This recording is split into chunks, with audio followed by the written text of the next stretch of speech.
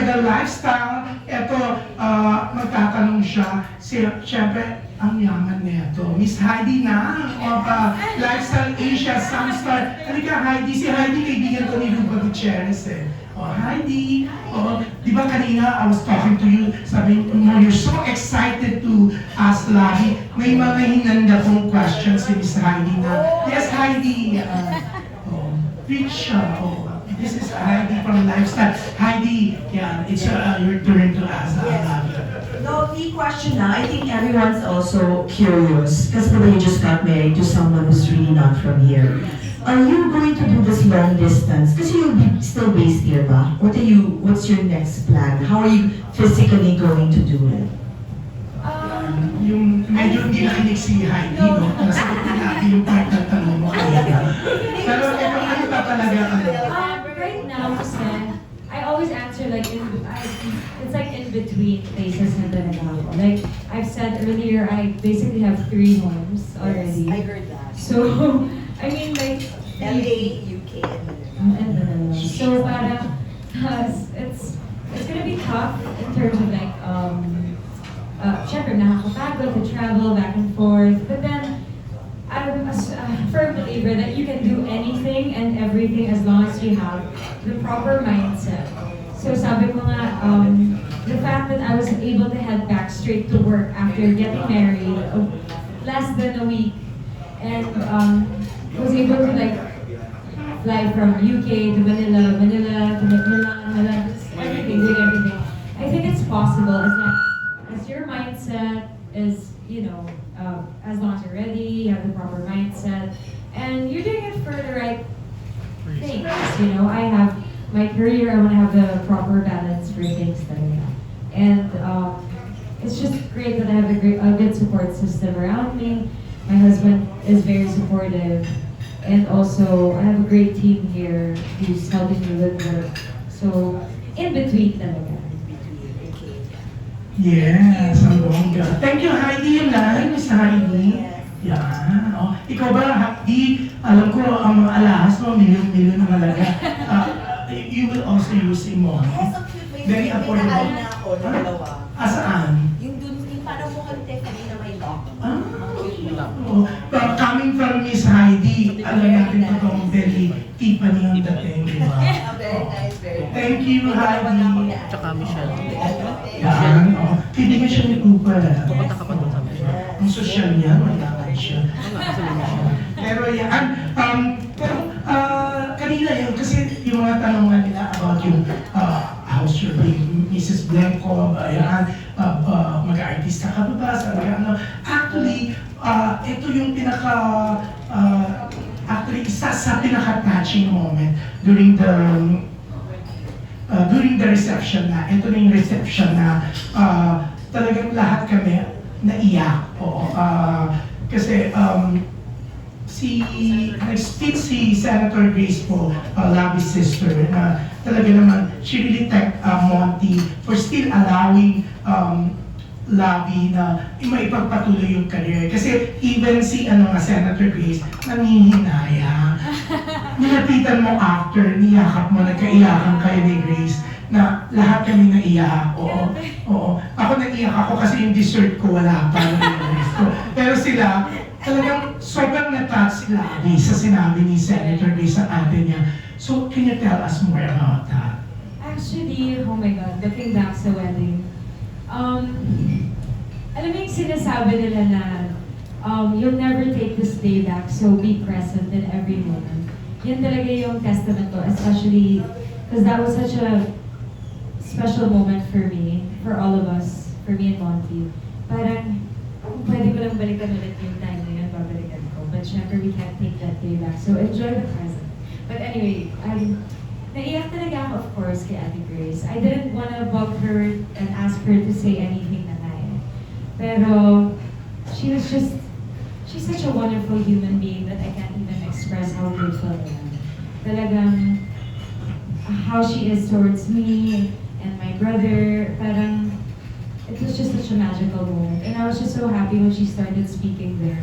Talagang, everyone from Monty's side, from his friends to his family, they were so amazed kay Ate Grace kasi nakita nila what type of person she is. Like, she's like this strong, intelligent woman na talaga when I was sitting there, parang that's my ate. I'm so proud.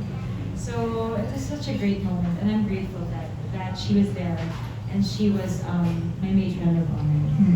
Oo, talagang sobrang mahal ka ni Senator Grace. Alam mo, what she told me, kasi sabi niya, she even thanked me.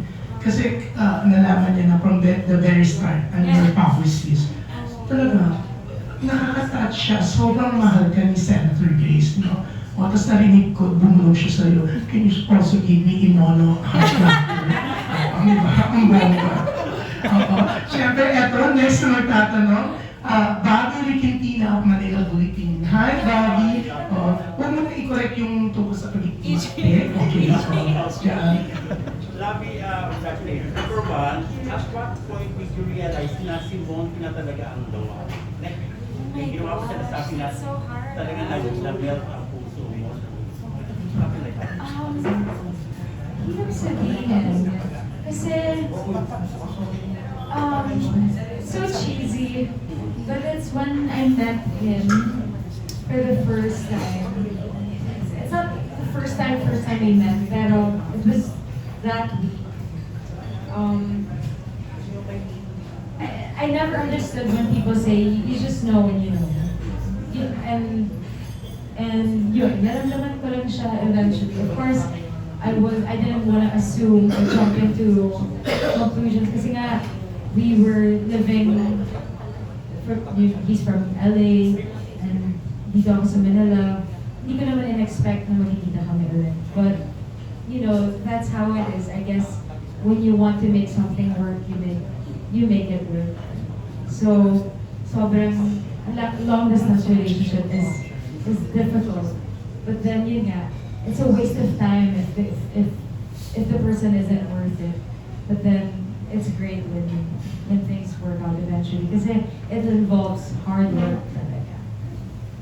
So in terms of your career, ano ba? Magiging limited, magiging choosing or limited na ba yung mga projects na gagawin mo now that you're married? Actually, no. I feel like as an actress talaga. One thing na natutunan ko is I just want to keep portraying different characters. Yun naman talaga yung trabaho namin bilang actors. Of course, some people choose to do the same kind of roles, the same kind of characters.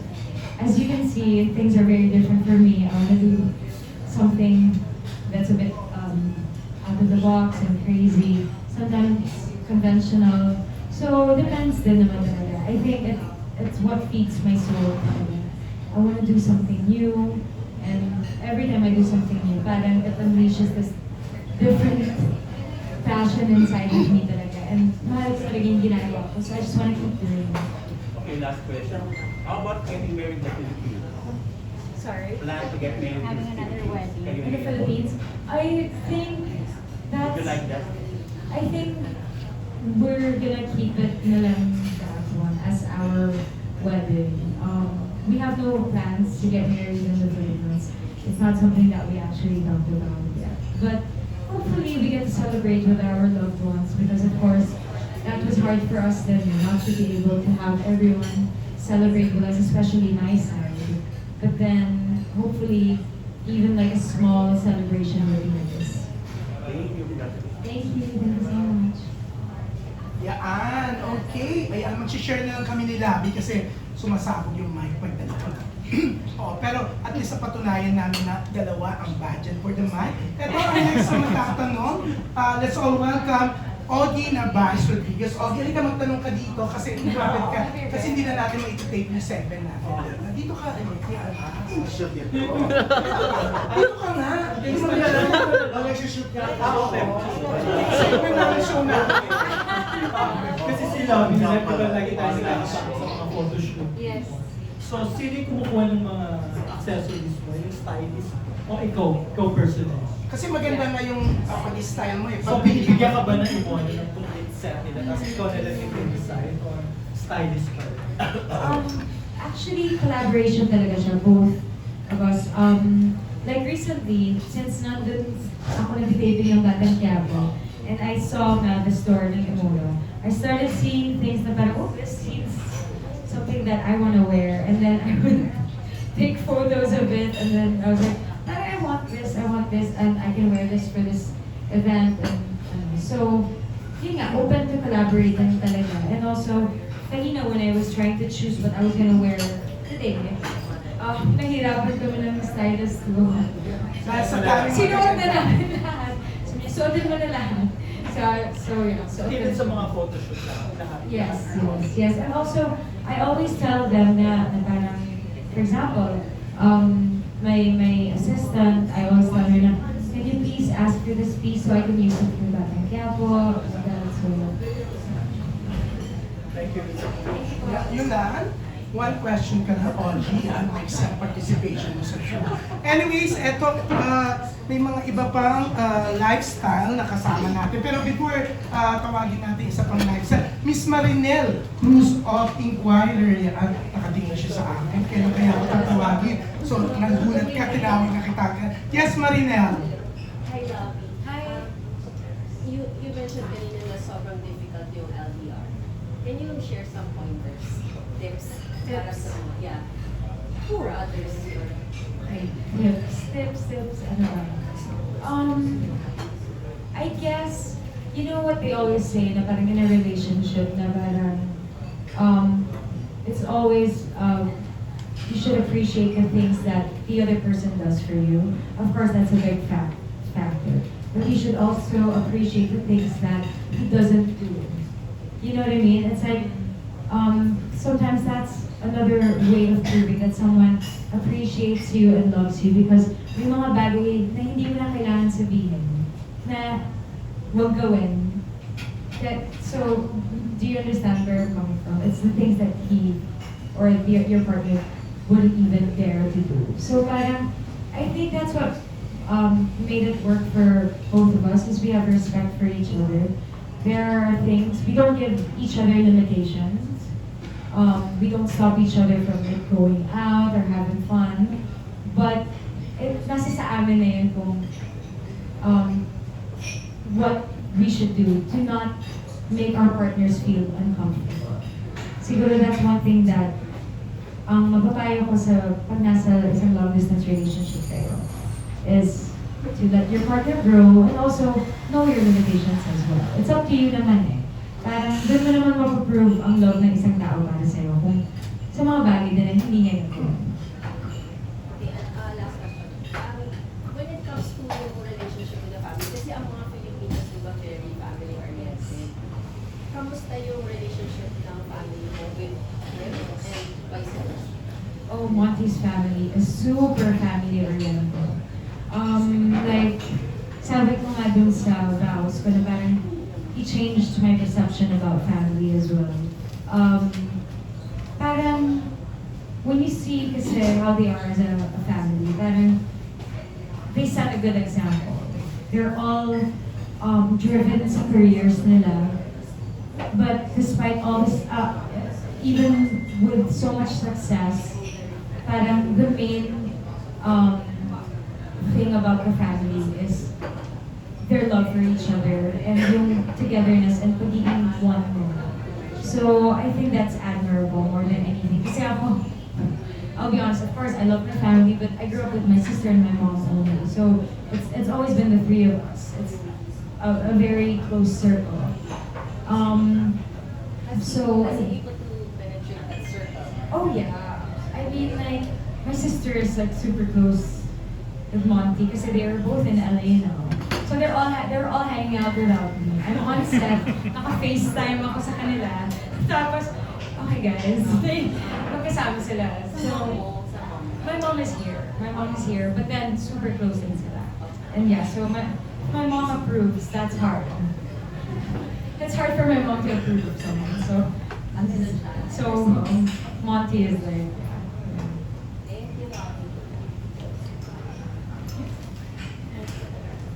Yeah, and thank you, Miss Marinel. Let's welcome Micaela Yuson of Metro Lifestyle. Hi, Micaela. Yeah, Micaela. Wala ba siya? Akala ko kilala mo. Micaela Ella pala pangalan. Ha? Ikaw na? Sige lang. Oh, sige, sige. Yes. Kala ko may nagpalit ka ng pangalan.